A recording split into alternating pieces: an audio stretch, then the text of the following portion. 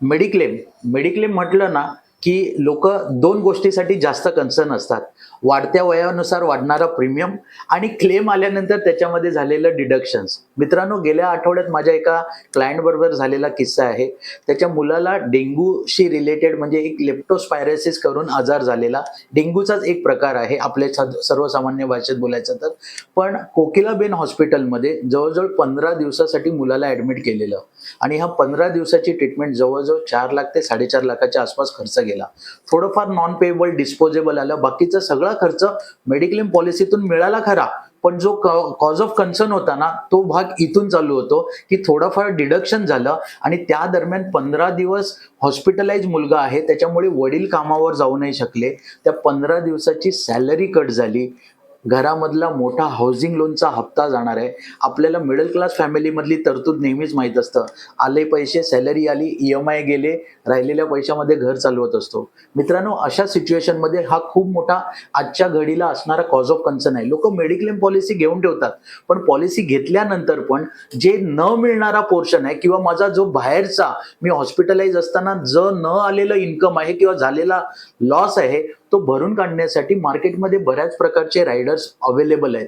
त्यापैकीच एक रायडर आहे आमच्याकडे, हॉस्पिटल कॅश बेनिफिट नावाचं एक छोटंसं प्रोडक्ट आहे, ज्याच्यामध्ये 50 वर्षापर्यंत प्रीमियम वाढायचा पण चान्सेस नाही आहे. 51 to 65 नेक्स्ट स्लॉट आहे, त्यामुळे प्रीमियम लवकरात लवकर वाढायचे चान्सेस नाही आणि एकदम नॉमिनल म्हणजे 10 रुपये पर दिवसामध्ये आपण ही पॉलिसी घेऊ शकतो. आणि मित्रांनो, ह्याच्यामध्ये मेन बेनिफिट काय माहिती आहे, तुमच्याकडे पॉलिसी असू दे अगर पॉलिसी नसू दे तरी सुद्धा तुम्ही ही पॉलिसी घेऊ शकता, ज्याच्यामध्ये पर डे वाईज तुम्ही जेवढे दिवस हॉस्पिटलाइज असणार तेवढ्या दिवसासाठी तुम्हाला कंपनी कॉम्पेन्सेशन करणार आहे. म्हणजे से फॉर एक्झाम्पल मी 1,000, 2,000, 3,000, 4,000, 5,000 रुपये पर डे हे ऑप्शन मी चूज करू शकतो. आणि नंबर ऑफ डेज म्हणजे वर्षभरात मी, माझी वाईफ किंवा माझी मुलं यांच्यासाठी मला नंबर ऑफ डेज सुद्धा दिलेले आहेत.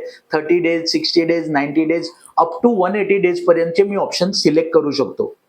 तर मित्रांनो, या सिच्युएशन मध्ये एक एक्झाम्पल मी घेतो. सपोज मी 3,000 रुपीज पर डेचा ऑप्शन चूज केलं माझ्या फॅमिलीसाठी आणि त्याच्याच बरोबर 30 डेजचा मॅक्झिमम मी नंबर ऑफ डेज काउंट घेतलेले आहेत.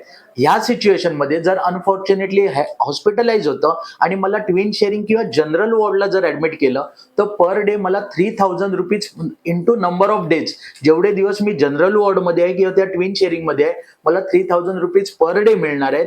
जर मी ICU मध्ये अनफॉर्च्युनेटली ऍडमिट झालेलो असेल त्याच दरम्यान, तर जेवढे दिवस मी ICU मध्ये आहे तेवढ्या दिवसाचं 3,000च्या डबल म्हणजे 6,000 rupees per day into number of ICU days मिळणार आहेत मला.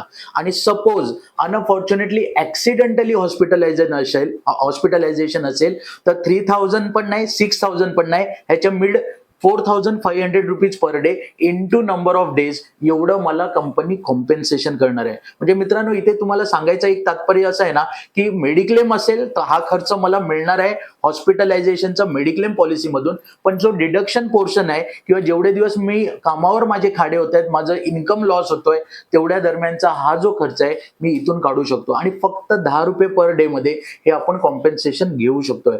मित्रांनो, ह्या पॉलिसीबद्दल अधिक माहिती हवी असेल तर माझं नाव आहे हितेंद्र वाक्कर. आपलं शुभचिंतक माझं युट्यूब चॅनल आहे, त्याला लाईक करा, शेअर करा आणि अशाच इन्फॉर्मेटिव्ह व्हिडिओसाठी फॉलो नक्की करा. 9769788763 माझा नंबर आहे. काही डिटेलमध्ये माहिती असेल व्हॉट्सअप सुद्धा करू शकता. Okay, thank you so much. Bye.